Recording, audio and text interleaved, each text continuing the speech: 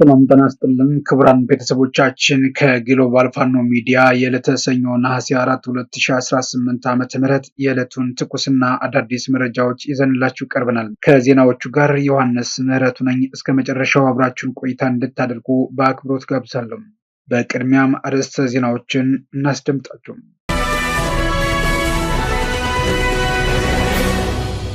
የአፋብን አይሻ ሰይድ እዝ ከ3 ክፍለ ጦሮች ጋር በመቀናጀት ከ1 ሻለቃ በላይ የጠላት ኃይል መምታቱን አስታወቀም።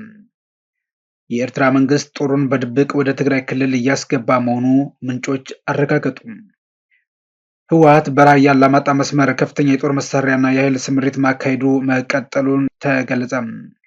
አቶ ጌታቸው ረዳም የህወሓት ቡድን የትግራይ ድንበርን ማስጠበቅ ሳይሆን አዲስ አበባ ያለውን የፌዴራል መንግስት በኃይል የመገልበጥ እቅድ እንዳለው ተናገሩ። የዓለም ጤና ድርጅት ዋና ዳይሬክተር የሆኑት ዶክተር ቴዎድሮስ አድሃኖም የኢትዮጵያ መንግስትና ክልላዊ መሪዎች በሀገሪቱ ላሉት ግጭቶች በንግግር ፖለቲካዊ መፍትሄ እንዲፈልጉ ጥሪ አቀረቡ።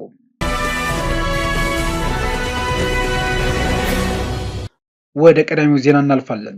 የአፋብን አይሻ ሰይድ እዝ ከ3 ክፍለ ጦሮች ጋር በመቀናጀት ከ1 ሻለቃ በላይ የጠላት ኃይል መምታቱን አስታወቀም። የአማራ ፋኖ ብሔራዊ ንቅናቄ አፋብን የወለጋ ቢዛሞ ቀጠና አይሻ ሰይድ እዝ ከ3 ክፍለ ጦሮች ጋር ባደረገው የተቀናጀ አውደ ውጊያ ከ1 ሻለቃ በላይ የሚሆን የጠላት ኃይል በመምታት ታላቅ ድል መቀዳጀቱን አስታውቋል። አፋብን ወለጋ ቢዛሞ አንሻ ሰይድ እዝ ህዝብ ግንኙነት መምሪያ እንደገለጸው ነሐሴ 3 ቀን 2018 ዓ.ም ከቀኑ 10 ሰዓት ጀምሮ እስከ ምሽት ድረስ በተካሄደው ከባድ ውጊያ የተሳተፉት የጌጤ ግርማ ክፍለ ጦር፣ የአንገርጉትን ክፍለ ጦርና የአበጀ ጥበቡ ነበልባል ክፍለ ጦር ናቸው። እነዚህ ክፍለ ጦሮች በጋራ በመቀናጀት በአካሄዱ ተጋድሎ በአንድ ግንባር ብቻ የብልጽግናውን ስርዓት አስጠባቂ መከላከያ ሰራዊትና የገዳ ኮማንዶ ከ1 ሻለቃ በላይ የሚሆን አባል መምታታቸውን ገልጸዋል። በተጨማሪም በርካታ ነፍስ ወከፍ ክላሽንኮቭ ጠመንጃዎች እና ብሬን መሳሪያዎች በቁጥጥር ስር ውለው መማረካቸውን አረጋግጠዋል። በትናንትና ውጊያ በምስራቅ ወለጋ ዞን ጊዳያና ወረዳ አንዶዴ ቀበሌ ልዩ ቦታው ተክለ ሃይማኖት ሰፈር ላይ በመግባት ቤተክርስቲያንን ምሽግ በማድረግ በዙሪያው ያሉትን የማህበረሰቡን መኖሪያ ቤቶች ሲያቃጥል እንደነበርም ተገልጿል። አመሻሹን 10 ሰዓት ላይ መነሻውን ከአንገርጉትን ከተማ በማድረግ ተከቦ የዋለውን ጥምር ጦር ለማውጣት ወደ አንዶዴ ቀበሌ ልዩ ቦታዋ ወደ ተክለ ሃይማኖት እንቅስቃሴ እያደረገ ሳለ አንገርጉትን ክፍለ ጦር አካል የሆኑት 2 ሻለቃዎች ደፈጣ በመያዝ ወረኬ ማርያም ላይ ካሰበበት ሳይደርስ በርካታው ሲደመሰስ፣ ቀሪው እግሬ አውጪኝ በማለት ሙትና ቁስለኛውን በማዝረክረክ ወደ ኋላ ሸሽቷል ሲልም እዝ መምሪያው ገልጿል። በዚህም አውደ ውጊያ የተገኙ ምርኮዎች ከ70 በላይ የተመቱ 1 ብሬን፣ 1 ስናይፐር፣ 37 ክላሽንኮቭ ጠመንጃ፣ 2920 የብሬን ተተኳሽ፣ 1850 የክላሽንኮቭ ተተኳሽ እና በርካታ ኤፍ1 ቦምቦችና ትጥቆች ወደ ካዝናችን ማስገባት ችለናል ሲል መረጃውን አጋርቶናል። እዝ መምሪያው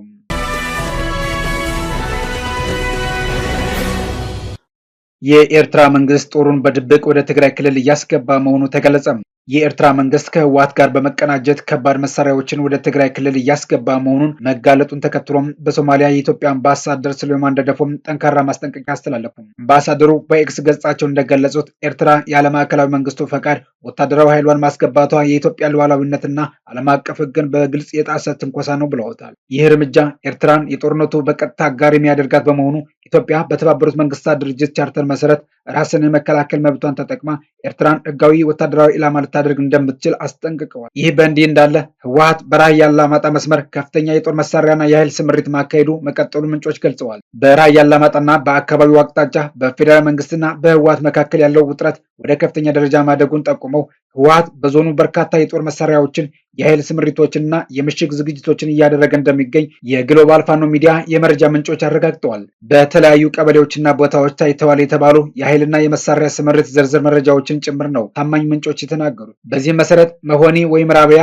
በገረብ አባሃጎስና በገረብ አገው መካከል ቀደም ሲል ተቆፍሮ በነበረው ምሽግ አካባቢ በ3 ተሳቢና በ5 ኤፍኤስአር አጠቃላይ 8 መኪና የሰው ኃይል ማራገፉ ተገልጿል። በመንግስት የጸጥታ ኃይሎች በኩል ከህወሓት ትንኮሳ ከተፈጸመ ከሸሬናው የከፋ አጸፋ ለመመለስ የሚያስችል ከበቂ በላይ ዝግጅት መደረጉን ከወታደራዊ ኃላፊዎች የተገኘው መረጃ ያመለክታል። በራያ አላማጣና አካባቢው በሁለቱ ወገኖች መካከል አዲስ ግጭት ሊቀሰቀስ የሚችልበት እድል ከመቼውም ጊዜ በላይ መጨመሩ ታውቋል።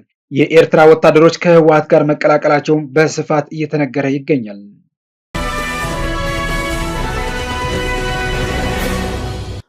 አቶ ጌታቸው ረዳም የህወሓት ቡድን የትግራይን ድንበር ማስጠበቅ ሳይሆን አዲስ አበባ ያለውን የፌዴራል መንግስት በኃይል የመገልበጥ እቅድ እንዳለው ተናገሩ። አቶ ጌታቸው ረዳ ባወጡት ዘለግ ያለ መግለጫ የህወሓት አመራር ከፌዴራል መንግስቱ ጋር ያለውን ልዩነት በሰላማዊ መንገድ መፍታት እንደማይቻል በይፋ ማወጁንና የትግራይ ህዝብ ደህንነት የሚረጋገጠው በብልጽግና ፓርቲ መቃብር ላይ ብቻ ነው ወደሚል አደገኛ የጦርነት አቋም መሸጋገሩን አረጋግጠዋል። ለወራት ሲካሄድ የነበረው የህወሓት አመራሮች ጥምረት አሁን ላይ የአደባባይ ምስጢር መሆኑን የገለጹት አቶ ጌታቸው ረዳም አመራሩ የፕሪቶሪያውን የሰላም ስምምነት አጥብቀው ከሚቃወሙ የውጭና የውስጥ ኃይሎች በተለይም ከአስመራው መንግስት ጋር በይፋ መስራት መጀመሩን አስታውቀዋል። ዶክተር ደብረጽዮንንና ግብረ አበሮቻቸውን በስም የጠቀሱት አቶ ጌታቸው ረዳም የቡድኑ ዋና ዓላማ ምዕራብ ትግራይ ሲሉ በጠሩት አካባቢ በሰላማዊ መንገድ ማስመለስ ሳይሆን አዲስ አበባ ያለውን የፌዴራል መንግስት በኃይል መገልበጥ መሆኑን አብራርተዋል።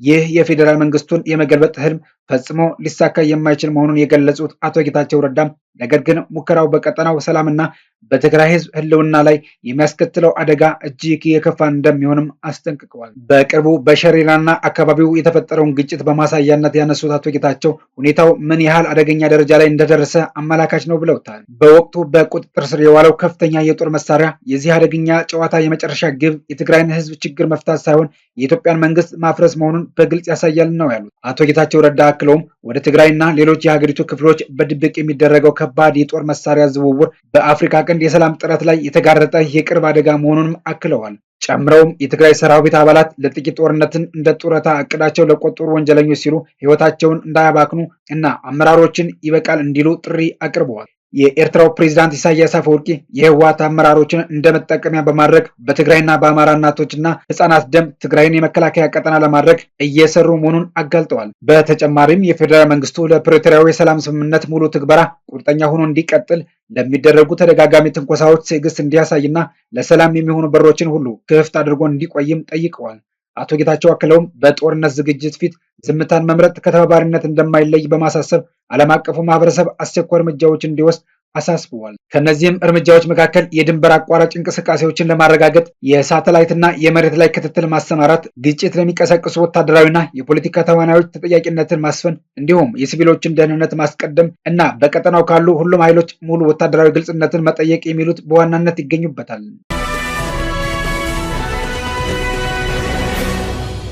የዓለም ጤና ድርጅት ዋና ዳይሬክተር ዶክተር ቴዎድሮስ አዳኖም የኢትዮጵያ መንግስትና ክልላዊ መሪዎች በሀገሪቱ ላሉት ግጭቶች በንግግር ፖለቲካዊ መፍትሄ እንዲፈልጉ ጥሪ ያቀረቡ።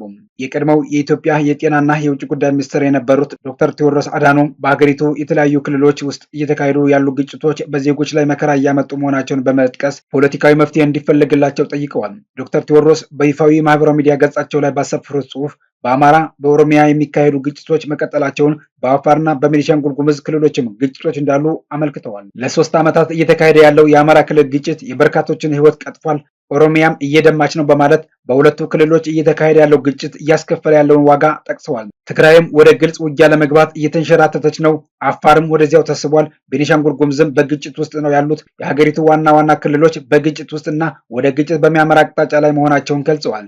የዓለም ጤና ድርጅት ዋና ዳይሬክተሩ በኢትዮጵያ ውስጥ ያለው የግጭት ሁኔታ እንዳሳሰባቸው የገለጹበትን ይህን መልእክታቸውን ያጋሩት በፌዴራል መንግስቱና በህወሓት መሪዎች መካከል ጦርነት ሊቀሰቀስ ይችላል የሚል ስጋት ባየለበት ወቅት ነው። ባለፈው ሳምንት ቅዳሜ ሐምሌ 25 ቀን 2018 ዓ.ም ኢትዮጵያ ከሱዳን ጋር በምትዋሰንበትና ሸረሪና በተባለ ስፍራ ግጭት መቀስቀሱ የተዘገበ ሲሆን መንግስት እስካሁን ስለ ክስተቱ በይፋ ያለው ነገር የለም። በፌዴራል መንግስቱ የተሾሙትን የትግራይ ጊዜያዊ አስተዳደር በማፍረስና ህገወጥ በተባለ ምርጫ የተቋቋመውን ምክር ቤት በመመለስ ክልሉን እያስተዳደሩ ያሉት የህወሓት መሪዎች በተለያዩ መድረኮች ላይ ጦርነት መዘጋጀታቸውንና በብልጽግና የሚመራውን መንግስት መጣል ዓላማቸው መሆኑን በይፋ ሲገልጹ ቆይተዋል። የተወደዳችሁ የግሎባል ፋኖ ሚዲያ ቤተሰቦቻችን ለዕለቱ የያዝናቸው ዜናዎቻችን ይህን ይመስሉ ነበር።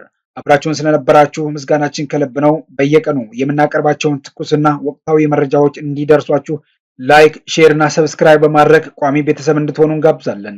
ነገ በዚህ ሰዓት በዕለታዊና አዳዲስ መረጃዎች እንገናኛለን። እስከዚያው ግን ሰላም።